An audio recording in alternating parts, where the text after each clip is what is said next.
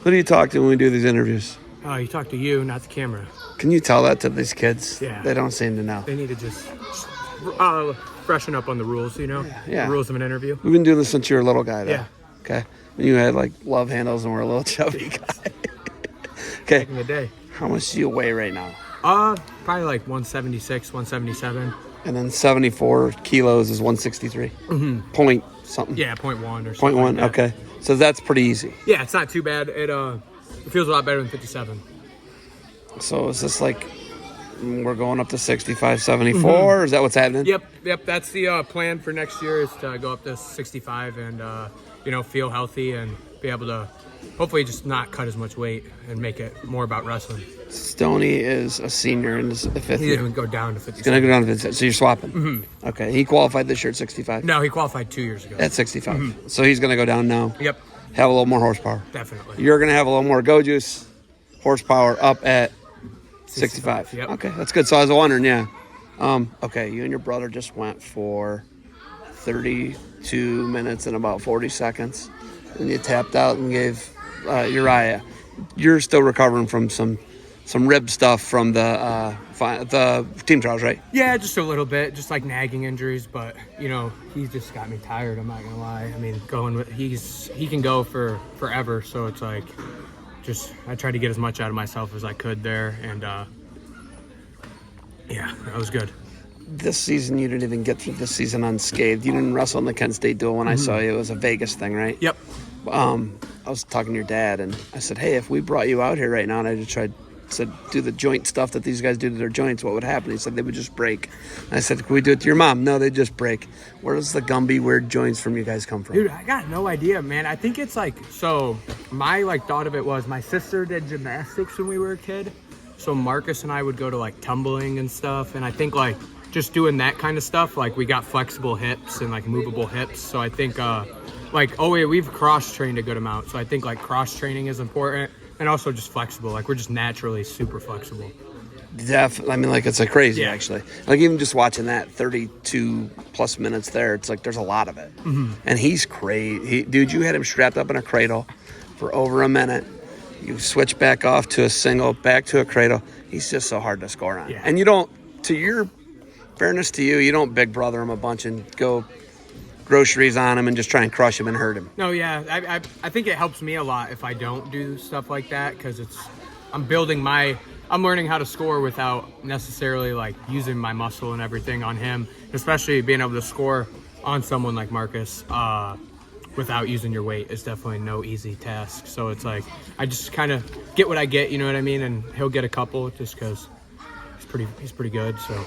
His position is impeccable. Mm-hmm. World-class position, obviously. Have you ever seen a high school kid that can wrestle like that, wrestle as long as and holds the position that he holds and gets into the positions that he gets? Have you seen anything like it? No, I don't. College guys barely hold position that well. His ability to stay focused and hold position for an extended amount of period. Half hour? Yeah, no, it's insane. I haven't really seen anyone that can do that. I think that's obviously what makes him special, but he just consistently does that every day. So it's crazy to watch. You guys both have a match at Final X. Mm-hmm. Yours essentially is for the U.S. team member spot, top 3, correct? Yep. Okay, and then who is yours? What's that look like for you guys, Final X? So I have JQ's on the 14th and June 14th, and then so Marcus has Brock Hardy. So 13th or 14th? 14th. Both 14th? Yep. Because it's 13th and 14th, right?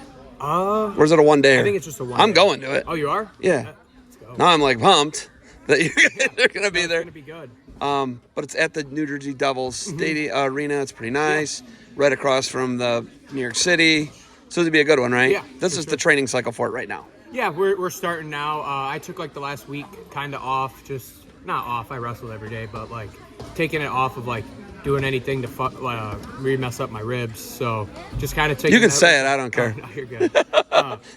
You were going to say the F word, I think. Yeah. That's all right. I'm okay with it. Slip. But no, yeah, I don't want to re-injure my ribs. So we took kind of this week light, and then the 3-week training cycle starts Monday. So just trying to get back into shape with Low Man over there. So. Okay, so you learned a lot at the NCAA tournament this year. Obviously, you make a great run to the finals. You beat one of Marcus's future teammates in the quarters. You were the 8, he was the 1. So you knock off Kasich. And then semifinals, you knock off Chumbley. Yeah. What was your series like with Chumbley? Well, I was 1-2 against him my freshman year. You were 1-2 against Chumbley? Yeah, I beat him. So he beat me at Cliff Keen my freshman year, and then I beat him in our duel, and then he beat me first round at Big Tens. So that's like a toss-up. Yeah, no, definitely. You're on the bad end of it, actually, if you look at the series, right? That match, you're focused. Edge of the mat at the end was what it was, right? It was crazy. All those matches, though, edge of the mat scores, right? And then in the finals, you learned a valuable lesson about brick games. Yep. Right? You got brick gamed. To their credit, I really can't. Yeah, it was it's the rules. Smart play, it's the rules, right?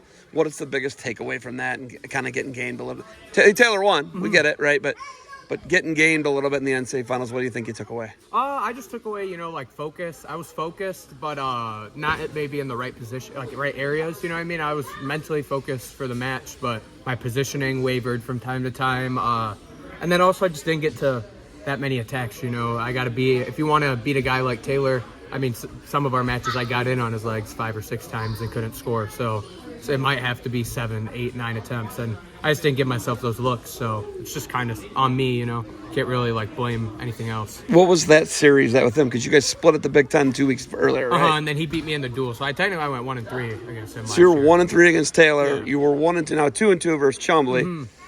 How much do you think you learned from a first matchup with somebody? Because they feel you and you don't feel like super strong. You're real Gumby.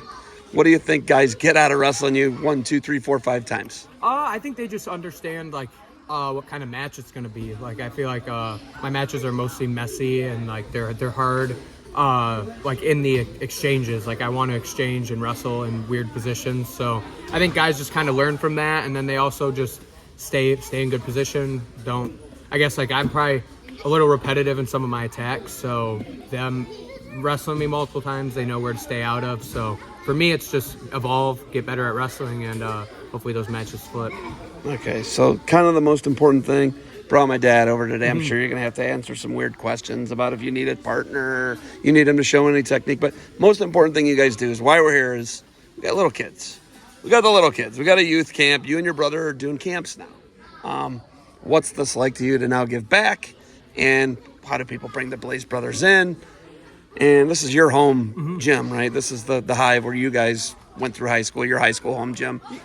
What's this like doing camps, and what do you love about it? It's awesome. I think it's a blessing. I learn a lot doing these camps because I got to relearn the basics almost. You got to teach basic stuff and break it down in a way to where everybody can understand. The ages from 7 to 14. So it's I got to relearn my vocabulary and how I'm breaking things down and stuff like that, which helps me just refresh myself on wrestling. And then also the blessing part of this is just being able to be a part of these kids' lives in a positive way. You know what I mean? They get to go home and be hopefully I got to wrestle with Marcus and Joey Blaze. They help me learn moves. Hopefully stuff like that can bring kids into wrestling and keep it fun. Because I know for me, that's when I was a kid, I always wanted to see Ian. Every time there was a practice with Ian, I'd want to go. So it's things like that. I had good mentors and role models that teach us how to treat kids the right way and teach them the right way. So it's just trying to emulate what the people that have taught me have done and give back in a positive way. Ian, you guys wrestled nothing like him. That's what's amazing. He was this electrifying, explosive mutant. You guys are these Gumby, crazy scramblers, grinders, winners. He's not that. Where did we get these, by the way? Can I see these? Yeah. Those are bad, dude. Those are bad units. Thank you. Let's see both. Who made those? Who customed you up? YNU Fabrics on Instagram. Kid hit me up. He's from Chicago. He's real talented, dude. I can see that. They're awesome, man. You got flames on the toes, too. Yep. It's all embroidered, huh? Yep. Lastly, dumb question. If there is a son, you have a son, will he be Joe Blaze 5? Yeah, he's got to